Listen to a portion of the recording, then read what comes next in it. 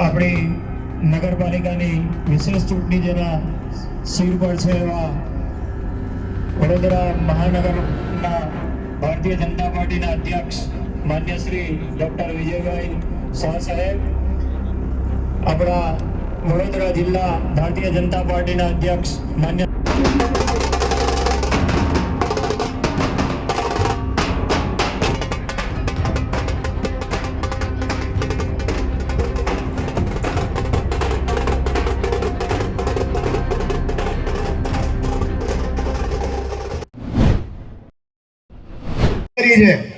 એવા મારા ચારે ચાર ઉમેદવાર શ્રીઓ, મંચસ્થ મહાનુભાવો તેમજ આ અહીંયા પધારેલ સૌ વડીલ આગેવાનો, ભાઈઓ તથા બહેનો,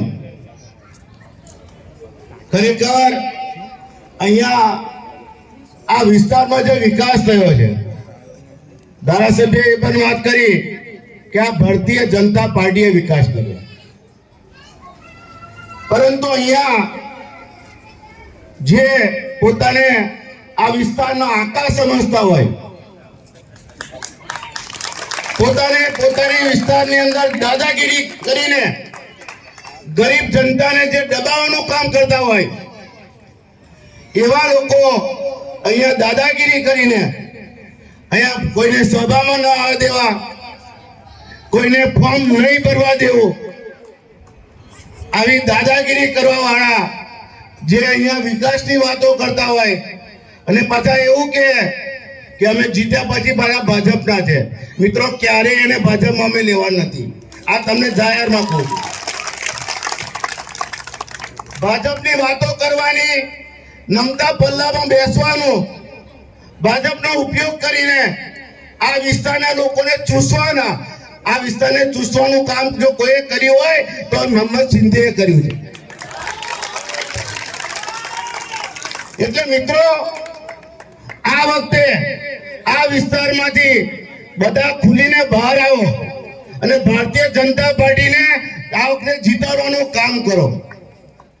આ ચારે ચાર મિત્રોએ જે હિંમત કરીને જે ઉમેદવારી કરી છે, બાકી કેટલાય પ્રયત્નો એમને કર્યા, કેટલા લોભ આપવાનો પ્રયત્ન કર્યો, આ ઉમેદવારો બેઠા નહીં, એના માટે આપણે તાળીઓ પાડ્યો, એમને અભિનંદન આપ્યો. મિત્રો, આ વિસ્તારથી જ આખું એનું ઘર ચાલે છે.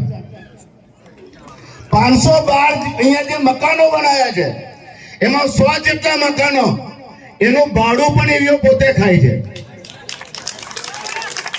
આ થોડા દિવસમાં જ એનું રિઝલ્ટ એને મળવાનું છે. અહીંયા પાણી અહીંયા આરો પ્લાન્ટ ચલાવે, જીબી ડાયરેક્ટ અંદર, કોઈને લાઇટ બિલ નહીં ભરવાનું, પાણી કોર્પોરેશન નું લેવાનું ને 40,000 રૂપિયા ભાડું એ ખાય. એ અમે 4 દિવસ પહેલા જ બંધ કર્યું અને 1,86,000 નો દંડ આપ્યો. બ્રિજની નીચે સરકારી જગ્યામાં એને પોતે મોટી દુકાન ખોટી જગ્યાએ સરકારી જગ્યામાં કરી, એ પણ બંધ કરાવી.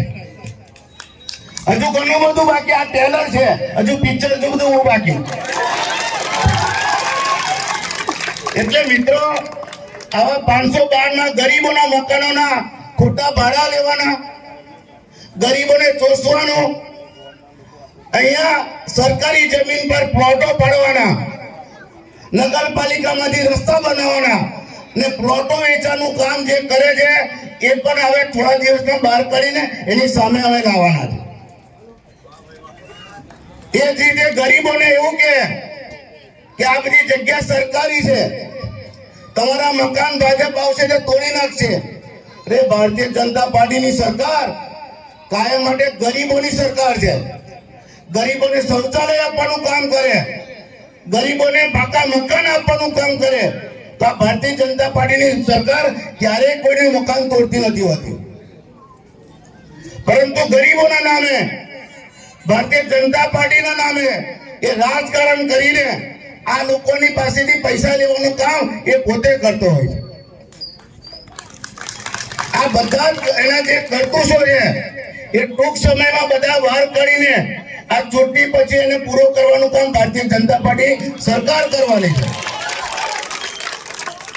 એટલે મિત્રો આ વખતે કોઈના દબાણમાં આવ્યા વગર, કોઈની ધાક ધમકીમાં આવ્યા વગર ભારતીય જનતા પાર્ટીને મત આપવાનું કામ તમારે બધાએ કરવાનું.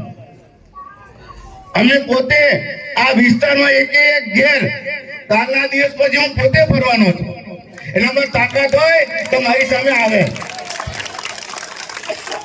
એટલે મિત્રો આવા ખોટા લોકોને અહીંયાથી ભારતીય જનતા પાર્ટીના નામે ખોટા લોકોને ચૂસીને પૈસા કમાવાળાને અહીંથી જાકારો આપવાનો.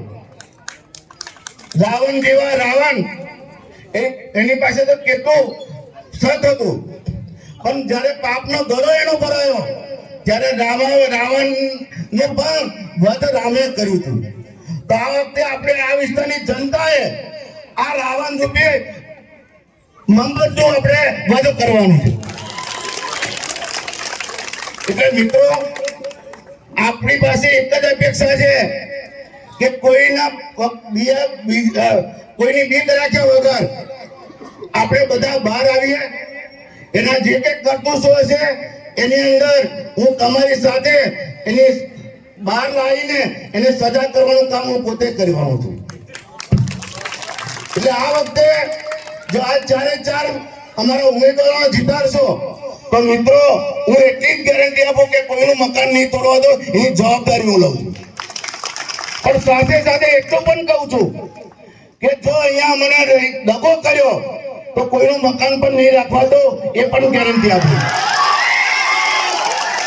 એટલે મિત્રો આ વખતે ભારતીય જનતા પાર્ટીને આ વિસ્તારમાંથી આ રાવણને દૂર કરવાનું કામ તમારે બધાએ કરવાનું છે. બાકીનું અમારું માર્ગદર્શન અમારા પ્રમુખ શ્રી વડોદરાના એ આપવાના છે. પરંતુ આ વખતે આ વિસ્તારમાંથી આ રાવણનું દહન કરો એ ઝપેટના